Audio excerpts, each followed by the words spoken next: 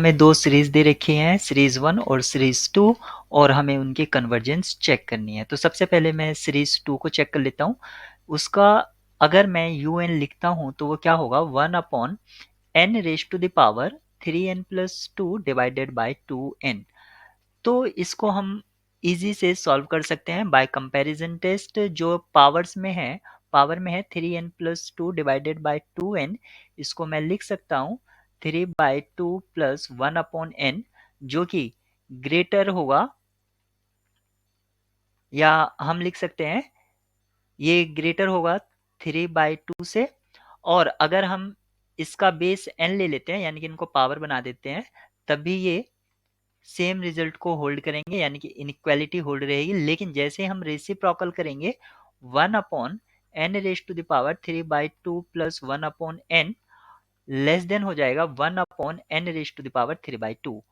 अब अगर हम इसको सीरीज कंसीडर कर लेते हैं तो ये सीरीज कन्वर्जेंट होते हैं बाय पी टेस्ट, क्योंकि यहाँ पर 3/2 जो है वो ग्रेटर देन 1 है।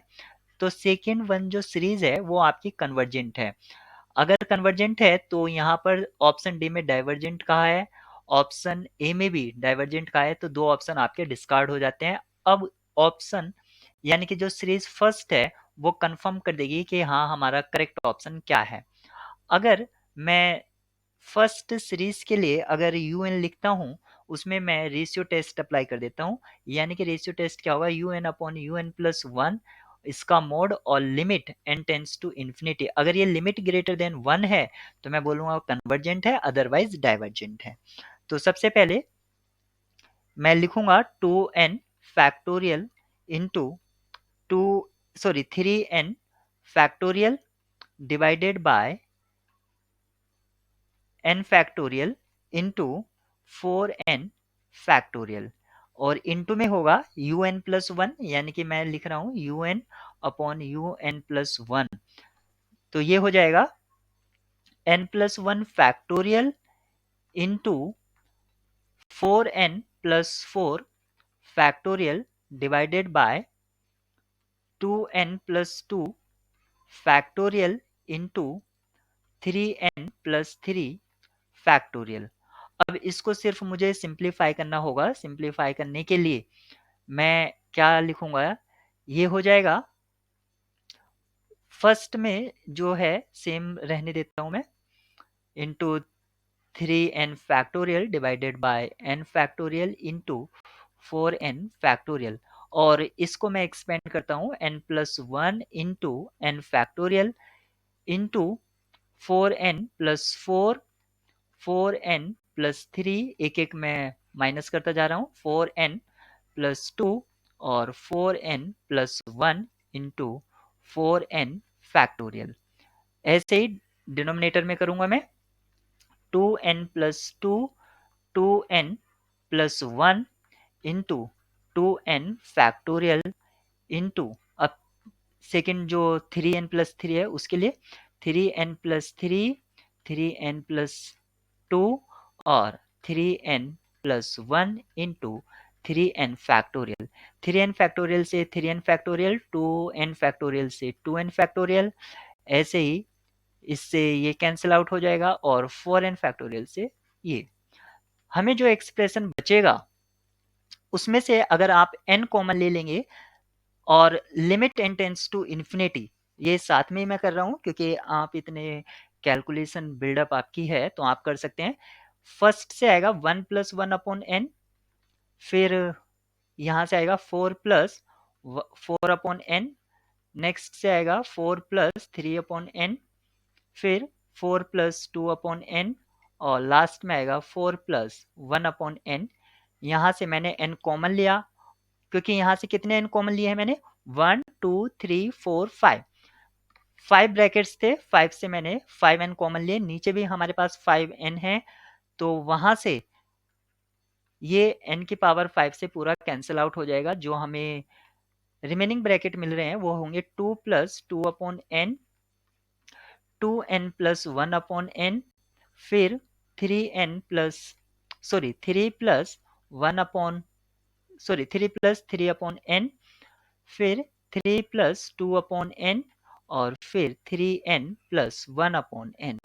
जब आप limit n tends to infinity करेंगे तो इसकी जो लिमिट है वो हमें किस तरह से मिलेगी, आप यहाँ पर ऑब्जर्व कर सकते हैं। न्यूमरेटर में फर्स्ट 1 होगा, फिर 4, फिर 4, नेक्स्ट 4 और अगेन 4। डिनोमिनेटर में हमें मिलेगा 2 इंटू 2, फिर 3 इंटू, सॉरी मैं एक बार फिर से रीराइट करता हूँ, प्रोग्राम ने प्रॉब्लम कर दिया। हमें मिलेगा 1 इंटू 4 इंटू 4 इंटू 4, और डिनोमिनेटर में मिलेगा 2 इंटू 2 इंटू 3 इंटू 3 इंटू 3। यहाँ पर आप देख सकते हैं 2 2 ज़ा 4 कैंसिल आउट हो जाते हैं। अब यहाँ पर ऊपर मिलेगा 64 और नीचे मिलेगा 27, ग्रेटर देन 1 है, तो सीरीज 1 भी आपकी जो है कन्वर्जेंट है। इस तरह से आप यहाँ पर देख सकते हैं बोथ सीरीज कन्वर्जेंट है, ऑप्शन सी आपका करेक्ट होगा। गिवन है जिसके nth टर्म आप देख सकते हैं, तो वो क्या है, -1n 2n+1/3n+5। अगर मैं इसको un से रिप्रेजेंट करता हूं तो मैं इसको लिख सकता हूं समेशन un, और इस सीरीज की हमें कन्वर्जेंस और डाइवर्जेंस और कंडीशनली कन्वर्जेंट, एब्सोल्यूट कन्वर्जेंस ये सारा कुछ चेक करना है। तो ये एक ऑल्टरनेट सीरीज है। अगर ऑल्टरनेट सीरीज यानी कि अगर ये एब्सोल्यूट कन्वर्जेंट होगी, अगर एब्सोल्यूट कन्वर्जेंट होती है तो वो इम्प्लाई करती है कन्वर्जेंट होती है। तो यहाँ पर सबसे पहले इसके एब्सोल्यूट कन्वर्जेंस चेक कर लेते हैं। उसके लिए मुझे इसको पॉजिटिव टर्म सीरीज बनाना होगा, यानी कि उसके लिए मैं मोड un लिख सकता हूँ 2n+1/3n+5, यानी कि जिसको मैंने लिखा समेशन ऑफ मोड un, ये इसकी एब्सोल्यूट सीरीज है। अगर ये सीरीज कन्वर्ज करेगी तो फाइनली जो गिवन सीरीज है वो कन्वर्जेंट करेगी। आप यहाँ पर देख सकते हैं अगर ये सीरीज कन्वर्ज करेगी तो इसकी लिमिट 0 होनी चाहिए, लेकिन इसकी लिमिट जो है 2n+1, क्योंकि नेसेसरी कंडीशन है कि अगर कोई सीरीज कन्वर्ज करती है तो उसकी nth टर्म की जो लिमिट है वो 0 होना चाहिए। ये है 3n+5। अगर आप न्यूमरेटर और डिनोमिनेटर से n कॉमन लेते हैं तो यहाँ पर क्या मिलेगा, 2/3 इसकी लिमिट हो जाएगी। या आप इस तरह से भी समझ सकते हैं, जो पॉलिनोमियल है न्यूमरेटर में उसका कॉफिशिएंट 2 है और जो डिनोमिनेटर में है उसका कॉफिशिएंट 3 है, फाइनल लिमिट आपकी 2/3 आ जाएगी, यानी कि नॉट इक्वल्स टू 0। इसका मतलब है ये सीरीज जो है एब्सोल्यूट कन्वर्जेंट नहीं होगी। तो हम यहाँ पर ऑप्शन डी को कट कर देते हैं। एब्सोल्यूट कन्वर्जेंट नहीं होगी तो ये कन्वर्जेंट भी नहीं होगी। अब हमारे पास डाइवर्जेंट और कंडीशनली कन्वर्जेंट दो ऑप्शन है, क्योंकि अगर सीरीज एब्सोल्यूट कन्वर्जेंट नहीं है फिर भी वो कंडीशनली कन्वर्जेंट हो सकती है। तो हम इसके कंडीशनली कन्वर्जेंट का जो क्राइटेरिया उसको चेक कर लेते हैं, और उसको चेक करने के लिए मुझे लेबनिज रूल को फॉलो करना होगा। उसके अकॉर्डिंग अगर मैं पॉजिटिव टर्म सीरीज की लिमिट चेक करता हूं तो वो लिमिट 0 होनी चाहिए और सीरीज जो है वो डिक्रीजिंग होनी चाहिए, यानी कि nth टर्म जो होनी चाहिए वो डिक्रीजिंग होनी चाहिए। यहाँ पर जो मोड ऑफ un है ये आपका डिक्रीजिंग है, नो डाउट, लेकिन अगर जब मैं इसकी जब लिमिट चेक करता हूं तो लिमिट इसकी 2/3 आती है, ना कि 0 आती है। तो ये जो है कंडीशनली कन्वर्जेंट नहीं होगी, क्योंकि अब बात करते हैं डाइवर्जेंट की, तो ये डाइवर्जेंट होगी, ऑप्शन ए करेक्ट होगा। यहाँ पर हमें radius of convergence find out करना है इस सीरीज का। रेडियस ऑफ कन्वर्जेंस को आप इस तरह से भी डिफाइन कर सकते हैं, r equals to 1 limit un raise to the power 1/n। यहाँ पर un का जो रोल है वो कौन प्ले करेगा, 1+1/n into 1+2/n into and so on up to 1+n/n। ये आपका un होगा।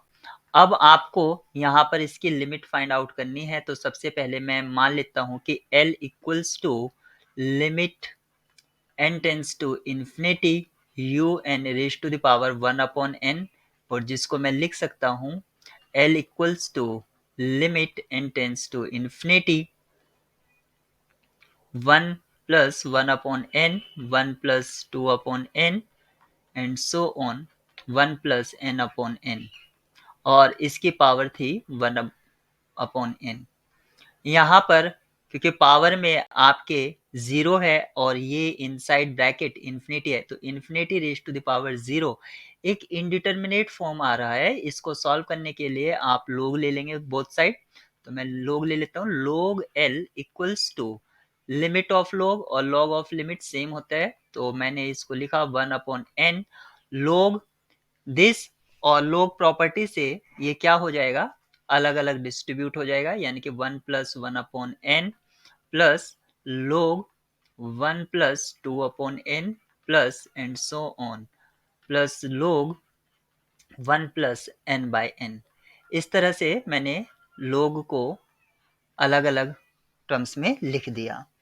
अब यहाँ पर आप देख सकते हैं, अगर मैं इसको फर्दर कॉम्पैक्ट फॉर्म में लिखूं तो मैं किस तरह से लिख सकता हूँ, समेशन या 1/n, और ये हो गया summation r equals to 1 to infinity 1 + r/n। इस तरह से मैं इसको लिख सकता हूँ।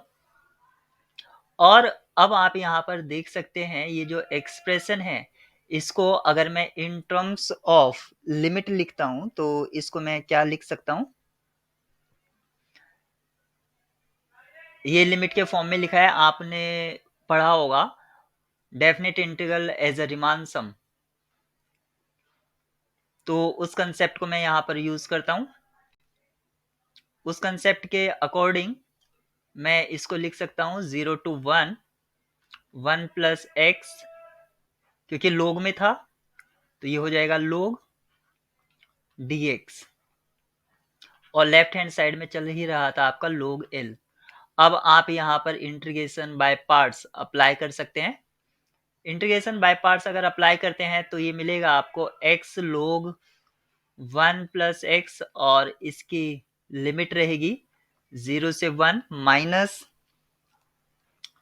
0 से 1 x/1 + x dx। अब इसको आपको फर्दर सिंप्लीफाई करना होगा। आप यहाँ पर मान लेंगे 1 + x इक्वल्स टू t, तो ये हो जाएगा dx इक्वल्स टू dt, और x इक्वल्स टू t - 1। यहाँ से आप फर्स्ट टर्म में कोई चेंज नहीं, या इसकी लिमिट रख दीजिए अपर और लोअर, तो यहाँ से आपको मिलेगा log 2 - 0, और फिर आपको मिलेगा माइनस,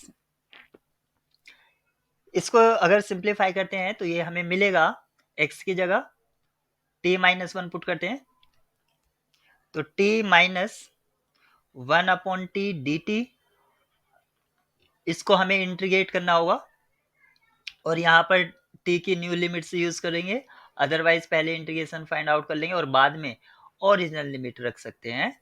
log 2 माइनस ये हो जाएगा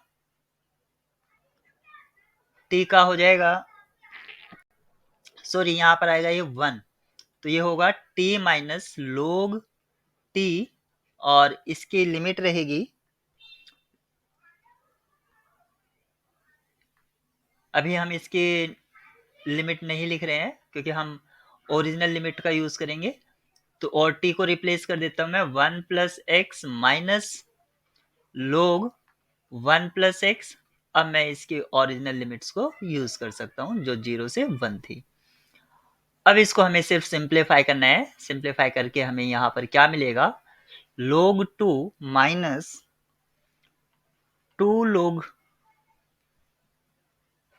2 प्लस -2 + log 2 + 1, और ये मिल जाएगा 2 log 2 - 1, और log e इक्वल्स टू 1 होता है, मैं इसको यूज कर लेता हूं, तो मैं इसको लिख सकता हूं 2 log 2 - log e, इसको लिख सकता हूं मैं log 4/e, जो कि वैल्यू था log l का, तो l की यहाँ पर वैल्यू क्या हो जाएगी 4/e, लेकिन हमें तो चाहिए था radius of convergence. Radius of convergence r क्या होगा 1/l, और यहाँ पर l का वैल्यू क्या है, तो ये r हो जाएगा आपका e/4। e/4 कौन सा ऑप्शन है, ऑप्शन ए आपका करेक्ट होगा। यहाँ पर एक फंक्शन जी दे रखा है जो आर से आर पर डिफाइन है और कॉन्टिन्यूस है। साथ ही साथ जी एक्स 0 होगा जब एक्स आपका रेशनल होगा। तो आपको बताना है कि कौन सा ऑप्शन यहाँ पर ट्रू है। तो अगर आप जी फंक्शन को G X equals to 0 consider कर लें for all X belongs to R, यानी कि सारे डोमेन पॉइंट्स के लिए 0 है, तो ये रेशनल के लिए भी 0 होगा। तो ये जो गिवन हाइपोथेसिस है उसको सेटिस्फाई कर रहा है। अगर जी जो है 0 फंक्शन है यानी कि कांस्टेंट फंक्शन है, तो रूट 7 जो कि एक इरेशनल नंबर है, क्योंकि हमने रेशनल और इरेशनल के कॉम्बिनेशन यानी कि आर पर डिफाइन किया है, तो रूट 7 की वैल्यू जी जो है वो 0 सेंड करेगा। इस तरह से ऑप्शन सी आपका करेक्ट हो जाता है और अदर ऑप्शंस आपके डिस्कार्ड हो जाते हैं। फाइंड आउट करनी है और एक्सप्रेशन आप देख सकते हैं ये क्या है। इसके लिए हम एक थ्योरम को रिकॉल कर लेते हैं जो कॉची ने दिया था। उसने कहा था कि लिमिट ऑफ एक्स एन अगर एल है तो limit x1 plus x2 up to xn divided by n, यानी कि अगर हम एवरेज ले लें फर्स्ट n टर्म्स का तो उसकी लिमिट भी l होगी। अगर सेम कंसेप्ट को हम यहाँ पर अप्लाई करें तो xn हम कंसिडर कर लेते हैं n अपॉन n प्लस 1। इसकी जो लिमिट है ये टेंड्स करेगा 1 को। कैसे? अगर हम अप्लाई करते हैं limit n tends to infinity n upon n plus 1, आप न्यूमरेटर और डिनोमिनेटर से n को कॉमन ले लीजिए, ये हो जाएगा 1 अपॉन 1 प्लस 1 बाय n। और जब आप n को टेंस टू इन्फिनिटी करेंगे तो ये वाली टर्म्स आपकी 0 को चली जाएगी और n से n कैंसिल आउट हो जाएगा, फाइनल लिमिट आपकी 1 आ जाएगी। तो यहाँ पर आप जो देख सकते हैं कि ये जो गिवन एक्सप्रेशन है ये कुछ इसी तरह का है। एवरेज दे रखा है जिसको मैं लिख सकता हूँ डिनोमिनेटर में डिवाइडेड बाय n, और ये हो जाएगा 1 upon 2 plus 2 upon 3 plus and so on n upon n plus 1। इसकी जो लिमिट होगी ये सेम होगी limit of n tends to infinity n upon n plus 1, और अभी हमने देखा इसकी लिमिट क्या है 1। तो ऑप्शन आपका सी करेक्ट होगा। आर एक मैट्रिक्स दे रखी है जिसका साइज है 3/4 और यहाँ पर दे रखा है कि रैंक ऑफ आर यहाँ पर 2 है। और एक मैट्रिक्स जिसको ओ से रिप्रेजेंट किया गया है उसका साइज भी 3/4 है और यहाँ पर कंडीशन ये है कि इसके सारे एलिमेंट्स 0 होंगे। रैंक आर की 2 है, इसका मतलब ये हुआ कि इसकी 2 नॉन जीरो रोज होंगी इसमें। और आप जानते हैं कि रैंक किसी मैट्रिक्स, मान लीजिए हम अगर इसको आर से ही डिनोट करें तो इसकी जो रैंक होगी वो एटमोस्ट होगी मिन वैल्यू ऑफ 3 एंड 4। इसका मिन वैल्यू होगा यानी कि रैंक ऑफ आर एटमोस्ट हो सकती है 3, लेकिन यहाँ पर एग्जैक्टली दे रखा है कि रैंक आर जो है वो 2 है। अब इस क्वेश्चन की तरफ बढ़ते हैं। जो मैट्रिक्स आपको गिवन है यहाँ पर उसका ऑर्डर 12/16 कैसे आएगा, क्योंकि जैसे कि अगर मैं इस मैट्रिक्स को लिखता हूँ, एक बार मैं इसको राइट करता हूँ। ये है R O R O, R minus R minus R, O R O R और ओ ओ ओ आर, इस तरह से। अब यहाँ पर आप देख सकते हैं कि इस मैट्रिक्स की फर्स्ट रो में जो आर है उसमें 3 रोज हैं, फिर सेकंड में 3 रोज हैं, थर्ड में भी 3 हैं और फोर्थ में भी 3 हैं, तो टोटल रोज कितने हो जाएंगे 12। ऐसे ही अगर हम कॉलम की बात करें तो फर्स्ट कॉलम में 4 होंगे, सेकंड में 4 होंगे, थर्ड में 4 और लास्ट वन में 4, तो टोटल कॉलम 16 हो जाएंगे। तो यहाँ पर मैट्रिक्स का साइज परफेक्ट है। अगर हम इस मैट्रिक्स की रैंक फाइंड आउट करना चाहते हैं तो जो जीरोज हैं, जिस जो जीरो मैट्रिक्स है उसका कुछ भी कंट्रीब्यूशन रैंक में नहीं रहेगा। रैंक में जो कंट्रीब्यूशन रहेगा वो आर का रहेगा, क्योंकि आर मैट्रिक्स जो है उसमें जीरोज और नॉन जीरोज होंगे। यहाँ पर अगर हम लिख रहे हैं आर एक मैट्रिक्स है तो आप उसके अंदर जो बिगर मैट्रिक्स है जिसका साइज 12/16 है उसके अंदर मैट्रिक्स का साइन नहीं लगाएंगे। इसका मतलब है यहाँ पर सिर्फ उसके एलिमेंट्स लिखेंगे, तो यहाँ पर जो मैट्रिक्स आएगा बस वो आपको लिखना है। यहाँ पर अब बात करते हैं कि इसकी रैंक कितनी होगी। अगर मैं इस मैट्रिक्स को फिर से रीराइट करता हूँ, R O R minus R और minus R, 0 R 0 R 0 0 0 R. अगर मैं एलिमेंट्री रो ऑपरेशन लगाता हूँ इस मैट्रिक्स पर, तो सबसे पहले मैं सेकंड रो पर लगाता हूँ, यानी कि R2 माइनस R1। तो ये जो सेकंड रो है मेरी किस तरह से चेंज होगी, 0 माइनस R, 0 माइनस R। और जो मेरी थर्ड रो है वो है 0R, 0R।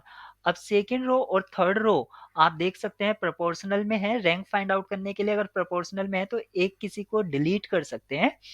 तो यहाँ पर कितनी नॉन जीरो रोज हो गए हैं, एक लास्ट रो जो है वो 0 0 R है और फर्स्ट रो है RO। तो यहाँ पर आप देख सकते हैं कि कितनी रोज कंट्रीब्यूशन करेंगी, एक तो फर्स्ट करेगी, सेकंड करेगी और लास्ट वन करेगी, यानी कि 3 रोज करेंगी। तो यहाँ पर इसमें 2 नॉन जीरो रोज होंगी, इसमें 2 नॉन जीरो रोज होंगी और इसमें, इस तरह से इसमें टोटल नॉन जीरो रोज जो होंगी वो 6 होंगी, यानी कि ऑप्शन सी आपका करेक्ट होगा। यहाँ पर हमें एक मैट्रिक्स ए दे रखा है जिसका साइज 4 by 4 है और इस मैट्रिक्स ए की रैंक 3 दे रखी है। आपसे पूछी गई है रैंक ऑफ एडजॉइंट ए।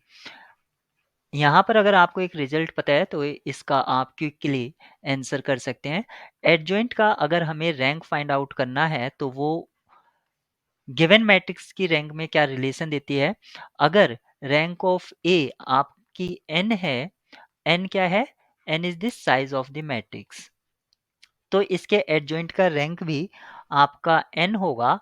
अगर रैंक ऑफ ए आपकी n-1 हो जाए, साइज से एक कम, तब उसकी एडजॉइंट की रैंक 1 होगी।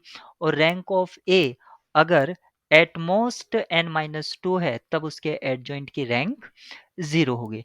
अगर ये रिलेशन आपको पता है तो आप डायरेक्टली आंसर कर सकते हैं इस प्रॉब्लम को। यहाँ पर मैट्रिक्स का जो साइज है वो 4 by 4 है और रैंक 3 है। तो यहाँ से हमें ये पता चल जाता है कि ये सेकंड वाली कंडीशन को होल्ड कर रहा है। इस तरह से इसके एडजॉइंट की रैंक कितनी होगी, 1 होगी। Option B is correct. यहाँ पर एक मैट्रिक्स दे रखा है और कहा है कि ये पॉजिटिव डेफिनेट मैट्रिक्स होगा। इसका मतलब है कि इसकी सभी आइगन वैल्यू पॉजिटिव होंगी, सभी आइगन वैल्यू पॉजिटिव होंगी। और अगर मैं इसका ट्रेस फाइंड आउट करता हूँ तो वो होगा 2 + x, और डिटर्मिनेंट फाइंड आउट करता हूँ तो वो होगा 2x-1।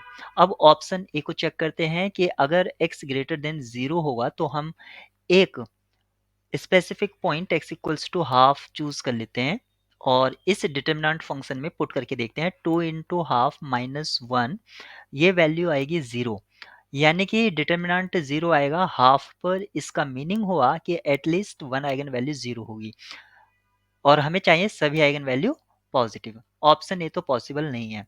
अब ऑप्शन सी को चेक करते हैं। अगर x ग्रेटर देन है 1/3 से, तो डिटर्मिनेंट फंक्शन जो कि है 2x-1, इसकी वैल्यू हमें पॉजिटिव चाहिए, यानी कि ग्रेटर देन 0 चाहिए। x ग्रेटर देन 1/3 है, यानी कि मैं अगर लिमिट चेक करूं इस पॉइंट पर, x tends to 1/3 positive direction से डिटर्मिनेंट फंक्शन की, तो ये वैल्यू मुझे क्या चाहिए, पॉजिटिव।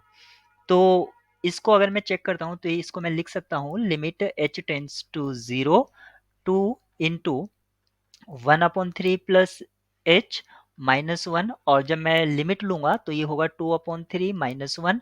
ये वैल्यू लेस देन 1 है और लेस देन 1 -1, ये वैल्यू क्या हो जाएगी आपकी, लेस देन 0 हो जाएगी, क्योंकि नेगेटिव वैल्यू मिलेगी। इसका मतलब है ऑप्शन सी भी आपका यहाँ पर डिस्कार्ड हो जाता है। अब ऑप्शन बी और डी बचे हैं, इनको हमें चेक करना है। तो अगर डिटर्मिनेंट फंक्शन अगर मैं 2 पर चेक करता हूँ, 2x-2, तो ये 2 के लिए तो पॉजिटिव आएगा ही आएगा।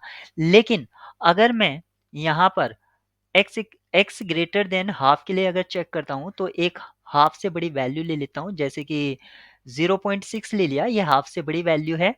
और यहाँ पर अब डिटर्मिनेंट फंक्शन चेक करता हूँ जो कि है 2x-1, इसको अगर मैं चेक करता हूँ तो 2 इंटू 0.6-1, ये पॉजिटिव वैल्यू आएगी।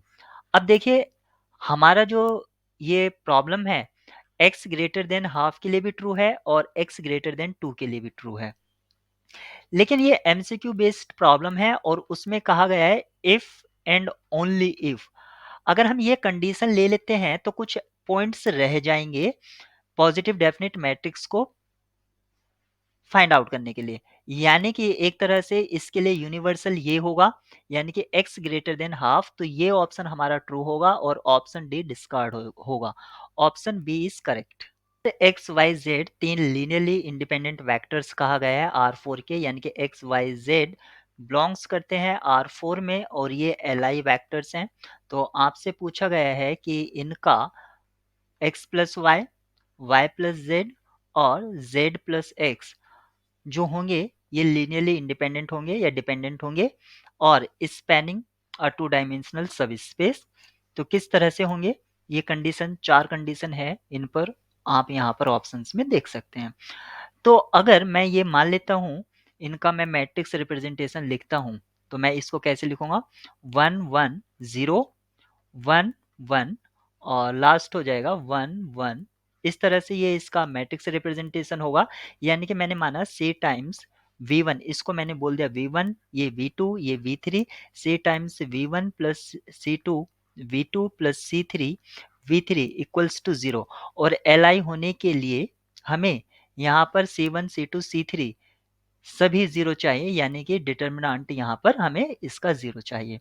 तो मैं सबसे पहले इसका डिटर्मिनेंट चेक कर लेता हूँ। डिटर्मिनेंट इसका फर्स्ट रो के अलोंग मैं इसको एक्सपेंड कर देता हूँ, तो क्या मिलेगा 1 फिर -1 और ये मिलेगा मुझे -1, तो यहाँ से मिला 1 + 1, यानी कि डिटर्मिनेंट हमें यहाँ पर 2 मिलता है, यानी कि 0 नहीं है। इसका मतलब है कि ये Li वेक्टर्स होंगे। ऑप्शन ए करेक्ट होगा, ऑप्शन बी यहाँ पर फॉल्स हो जाएगा। क्योंकि ये एक MCQ बेस्ड प्रॉब्लम है तो अदर ऑप्शंस वैसे ही फॉल्स होंगे।